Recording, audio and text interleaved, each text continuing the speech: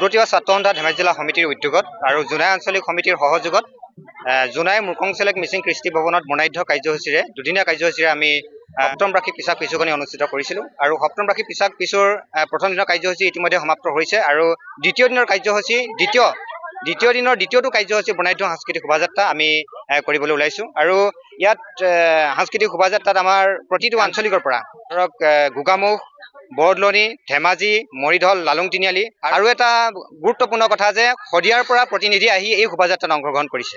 গতিকে আমি সদতী ৰাইজক শান্তি শৃংখলা বজাই ৰাখি এই শোভাযাত্ৰাত অংশগ্ৰহণ কৰিবলৈ আহ্বান জনাইছোঁ। ইয়াৰ পাছতে আমাৰ মুকলি সভা হ'ব। মুকলি সভাত স্থানীয় বিধায়ক শ্ৰদ্ধাৰ ভুৱন পেগু ডাঙৰীয়া উপস্থিত থাকিব। ইতিমধ্যে আমাৰ মাজত তিৱা ছাত্ৰ পৰিষদৰ সন্মানীয় কাৰ্যবাহী বিষয়ববীয়াসকল উপস্থিত হৈছে। কাৰ্বি আংলং ছাত্ৰ পৰিষদৰ কাৰ্যবাহী সদস্য ডি উফিং মাছলা ডাঙৰীয়া উপস্থিত হৈছে আৰু জিলাৰ প্ৰশাসনিক বিষয়া আৰক্ষী অধীক্ষক ডাঙৰীয়া লগতে জিলা আয়ুক্ত ডাঙৰীয়া ইয়াত উপস্থিত হ'ব।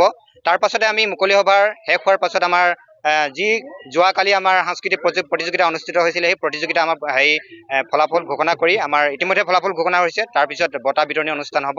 তাৰপিছতে আমাৰ সাংস্কৃতিক সন্ধিয়া আছে। সাংস্কৃতিক সন্ধিয়াত আমাৰ তিৱা জনগোষ্ঠীৰ আটাইতকৈ জনপ্ৰিয় কণ্ঠশিল্পী তথা অসমৰ গাঁৱে ভূঞে তেওঁৰ সুৰ নিগৰাই জনপ্ৰিয়তা অৰ্জন কৰিবলৈ সক্ষম হোৱা শ্ৰদ্ধাৰ কণ্ঠশিল্পী শ্ৰদ্ধাৰ ৰাজেন গাঁওখোৱা ডাঙৰীয়া উপস্থিত হ'ব। তাৰ লগতে তৰুলতা দেউৰী বাইদেউ উপস্থিত হ'ব। গতিকে সকলো ৰাইজৰ সহযোগিতা আমি কামনা কৰিছোঁ।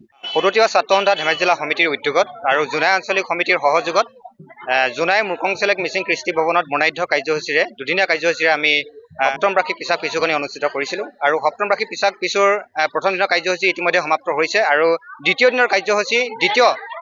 দিনৰ দ্বিতীয়টো কাৰ্যসূচী বৰ্ণাঢ্য সাংস্কৃতিক শোভাযাত্ৰা আমি কৰিবলৈ ওলাইছোঁ আৰু ইয়াত সাংস্কৃতিক শোভাযাত্ৰাত আমাৰ প্ৰতিটো আঞ্চলিকৰ পৰা ধৰক গোগামুখ বৰদলনি ধেমাজি মৰিধল লালুং তিনিআলি আৰু এটা গুৰুত্বপূৰ্ণ কথা যে শদিয়াৰ পৰা প্ৰতিনিধি আহি এই শোভাযাত্ৰাত অংশগ্ৰহণ কৰিছে। গতিকে আমি সদতী ৰাইজক শান্তি শৃংখলা বজাই ৰাখি এই শোভাযাত্ৰাত অংশগ্ৰহণ কৰিবলৈ আহ্বান জনাইছোঁ।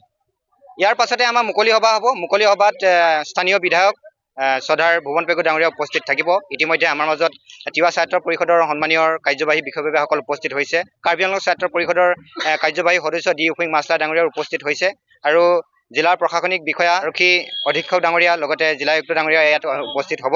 তাৰ পাছতে আমি মুকলি সভাৰ শেষ হোৱাৰ পাছত আমাৰ যি যোৱাকালি আমাৰ সাংস্কৃতিক প্ৰতিযোগিতা অনুষ্ঠিত হৈছিলে সেই প্ৰতিযোগিতা আমাৰ ফলাফল ঘোষণা কৰি আমাৰ ইতিমধ্যে ফলাফল ঘোষণা হৈছে। তাৰপিছত বঁটা বিতৰণী অনুষ্ঠান হ'ব।